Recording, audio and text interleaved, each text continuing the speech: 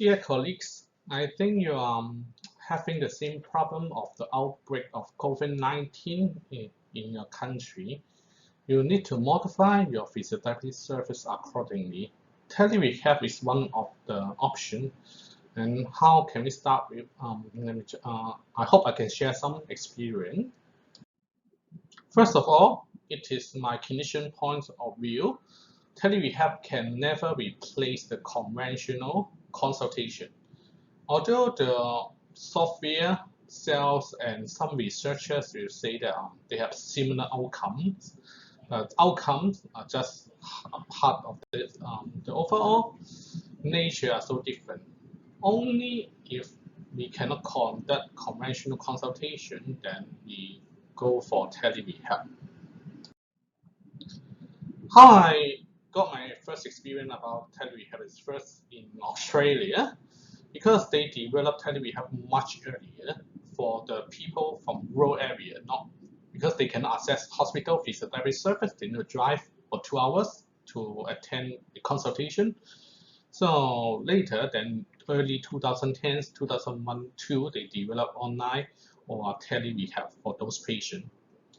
In Singapore, a few years back, clinicians also start tele-rehab, mostly for the neurological patients who go for maintenance exercise, and then I will explain more a little bit. About the regulation, it is very important. In some countries, they start the tele-rehab much earlier. The teleconsultation is considered as official consultation. It bears the same liability, indemnity, or professionalism as the usual consultation.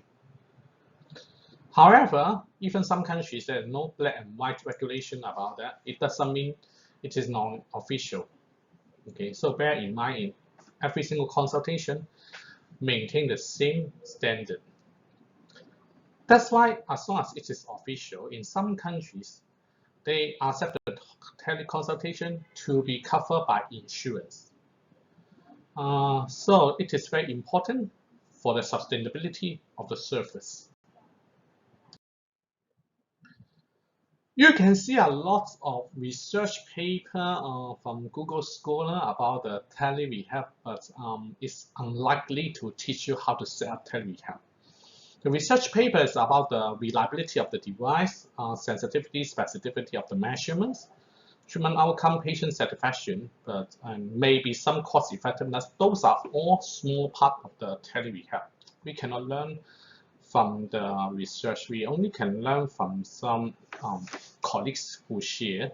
In Australia, some very experienced clinicians, they have a lot of sharing on the YouTube you can find easily. What is tele-rehab? It is a very new concept, so that's why there is no standard criteria in most of the country. As long as it is remote consultation, it can be considered tele-rehab or teleconsultation. In Australia, they even do phone call consultation as the basic tele-rehab telephone, right? Of course, higher level we can do video phone call, and we can add some software and device to prescribe more add-on service. But so far, there's no standard hardware requirement for the tele-rehab.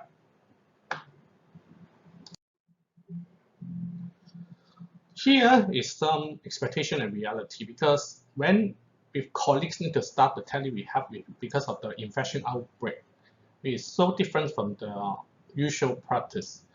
Because people usually do tele-rehab is that first consultation is still face-to-face.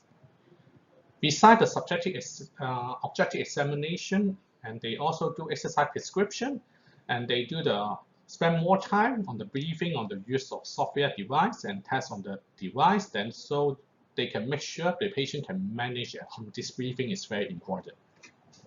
Only after the first follow-up, they do the follow-up with tele-rehab. However, if you need to start tele-rehab, I think most common is that you need to do the first consultation, subjective, objective treatment through the tele-rehab. It is much more challenging.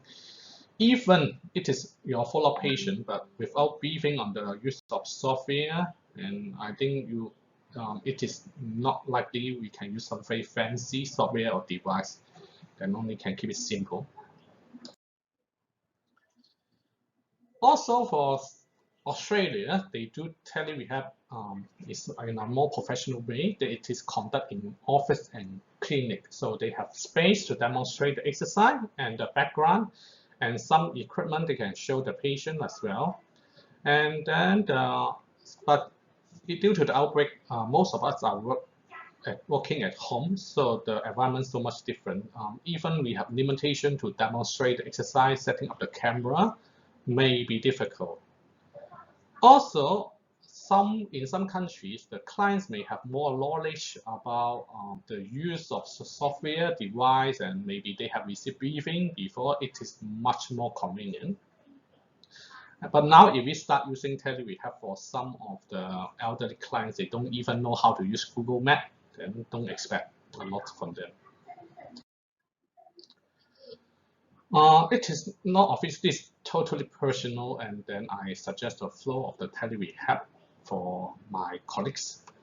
So first, before the consultation, as usual, we choose the phone call to make the appointment, and also, if possible, then ask them to send you some medical record through WhatsApp or any other device. Then you can have a record because you cannot see the physical referral letter or MRI. So better say beforehand to screen out any red flag. Okay, and explain to the patient what to expect in the tele-rehab because it is new for them. On the day of consultation, in the scheduled time, we do the subjective examination as usual, but the objective examination, we also need to adjust our expectation. We cannot feel the end field, we cannot do the special test, and some of the action that the patient, even you ask them to show the abduction, show the internal rotation, maybe they don't understand, then expect to do more demonstration for them, spend more time. After that, here it's important to discuss about the payment. If this is long-term continuous service, we better discuss about the payment, whether the patient is suitable for receiving your exercise prescription and continue the treatment, then do the standard payment. And then if the patient you find it not suitable or red flag, okay, then maybe a short consultation or maybe you don't charge. Okay, up to your practice.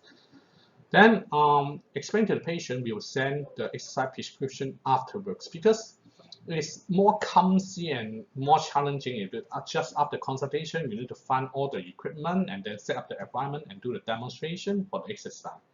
And then the patient need to wait for you because it's not the gym. You need time to set up. Or sometimes if you just demonstrate without recording, the patient cannot remember. So that's why here I suggest explain to the patient the exercise prescription send later. So we go offline first. Therapists can prepare all the exercise prescription, demonstration, pictures, okay, black and white, video link or whatever. So if you go offline first, you have much more time to prepare. And also can confirm the patient to do the payment first.